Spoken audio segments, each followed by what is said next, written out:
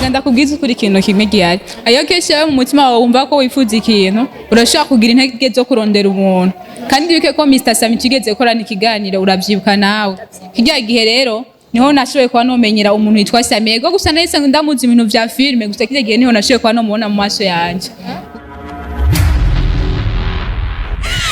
Kosa yishmedia kuri mukofone mkona nice behind kamera mkona Bobo Vanshi. So guys ndakora muje naho bivanye naho uherere mwana mutse cyangwa bwakeye hama mwazi no musi ikintu gihari no musi wa mukuru wa mavuko wa Mr Sammy Sammy le comédien. So kosa yishmedia musi yamaze kuhishikira nice sutwa no musi ni gutamba umuziki kugira rero nk'ivyo. So rero ndabonye press bwati sinogenda ntamubaza imbere ya kamera sinogenda ntamuvugishije bamba ati nice murondera nje PRINCIA hari amakesi bantu nyiko ndakubaza uramba bari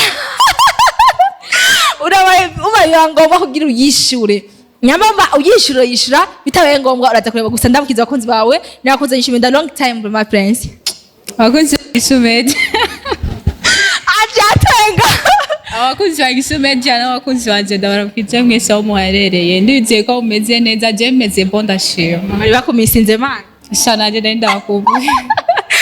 So, Ange PRINCIA mwawe mu bibazo ariko arambaza avuga ati nice dokene ko murondera Ange PRINCIA nabo ati ndakuronda ariko ubusigiye wabuze wari bamaze kugenda wari wasubiye hariya wari bavuye. Ubwo ndari bazigiye ndiko ndayiga conformité ya diplôme ndayo ko natangura university. Kandi waberewe man. Urakoze. So, hari mu majambo menshi riko ndumva amatwa nsumira ambwira ati wewe kuno mwanya kuva uvuye muri Nyishu Media Mr Sammy asigare manager wawe. Woduha umuco kw'ivyo bintu. Ya nuko nyene Sammy asigari manager wanje asigari n'umuvyeyi wanje Sammy asigari ibintu byinshi kuri jewe. Okay, Mr Sammy ari manager wawe kubiki akumanagiga mu muziki muri filme mu journalisme nibiki akumanagiga ya birazi ko Sammy ubise kari manager w'umuntu cyangwa kari mu bintu vya filme.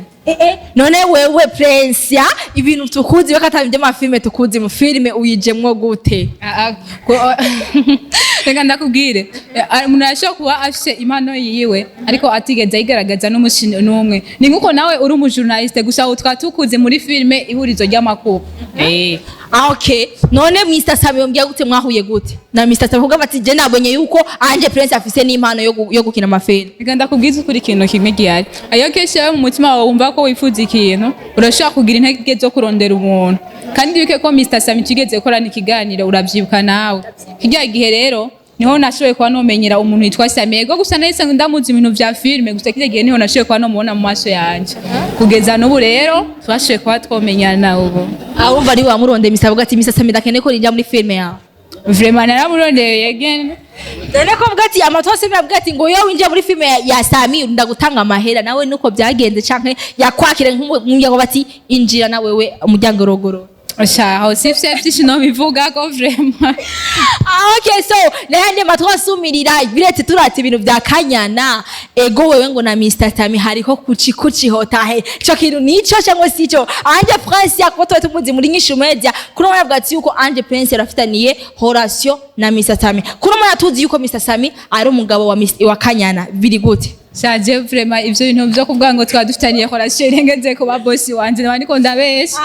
Reka kutubesha mana nabandiko ndabesha icyambere kimwe kanyina n'umugenzi nkuko dusanzwe nkuko akina nawe filme rero Sammy nawe ndamufata nk'umuvyeyi wanje sinzi ibyo binde yandi majambo abantu bari karava ibyo bindi nabwo ari ibyo ikintu kimwe gusa Sammy ni boss wanje PRINCIA gize kuri ma none mani no kubesha kuko harigiye mu bifica hagitiye nk'ukwezi ukazibona biraje ukazibona amafoto mutapostinga PRINCIA na Mr Sammy hama rero uyu munsi mukuru wa boss basi wiyumva gute ndamwite basi boss uyu munsi ndanezerewe cyane kuko ujya ni nk'umuvyeyi wanje bonye umuvyeyi wawe Imana yamurinze umwaka wose ikamwongera kuba windi mwaka urumva utegeza kwishima cyane hama mwifurije ndamwifurije Imana izomuhemwe yifuza aze yurire indege ashike kure ku bwa filme unyumvira ako kantu. So Ange PRINCIA rero turi kumwe imbere za mikrofone za Nyishu Media.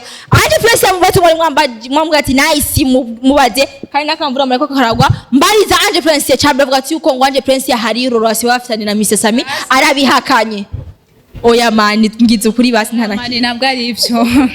Okay, none wewe ko tutangwa kubona amarorasyo hagati ya wewe na Ntare ubu bimeze gute ko muri Nyishu Media muri private imbere ya kamera inyuma ya kamera biriho Kantare yari umukorege tu. Turabe message muri phone. Eka ndagukurire murabe. Reka ivyo bintu. So, nigumaze kumakanira si gusa je Urumye ndakwereke mani muri telefone. unamaze kubata dasutwa nzobavumbura man. Aho uzotuvumbure nuko. Horazi ntare ko yataka. Ni bishasha navyo nzi nuko. Nunatangaye kandi ico kintu shaka ukimbire ntare muheruka kubona na ryari. Ntare duheruka kubona nujya munsi yankoresha ikiganiro twagiye muri tournage ya filime bukeye neza. Nubu nuramubona. Ni hatari saraka dusoza ikiganiro abakozi b'ishuri ndabakunda cyane utakora subscribe kuri kora subscribe na share na comment turazikeneye aha kuri microphone za nyinshi media kumwe na PRINCIA muri kumwe na Nice muri kumfone za nyinshi media behind camera kumwe na Bobo Vanshi tubandanye tuzana ibintu bishaje turi muri anniversary ya MR SAMMY aho byabereye na uvuga ati ntabizi ni kuri Nueva Vista muri VIP ndabakunda cyane so ciao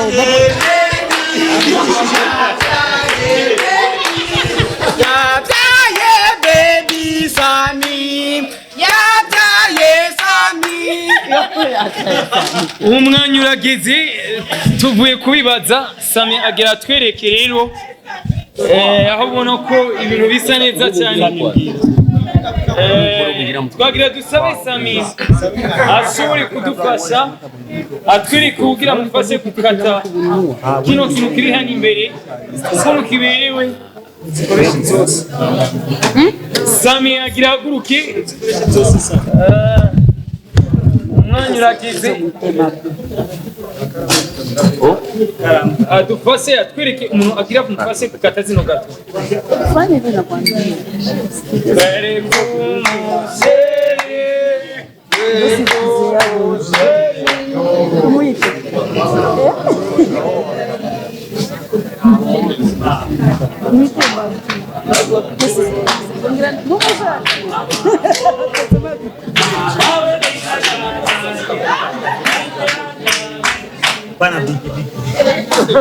ibintu biraryose Sammy aravuze ati umunezero n'iminsi atariko sinogenda ntabanje gushimira bamwe mu bo twasanze gukorana neza cyane aho ubona ko kuba muri Rukundo TV nabo bagira bamuzaniye agasimye hariya ariko kazanura nanjye nshaka kuraba umuseri wa Sammy kado yiwe ati ndabirabe abona ko MR nawe araje aramuzaniye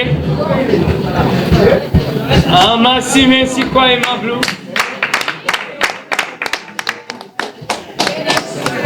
So, amahoro.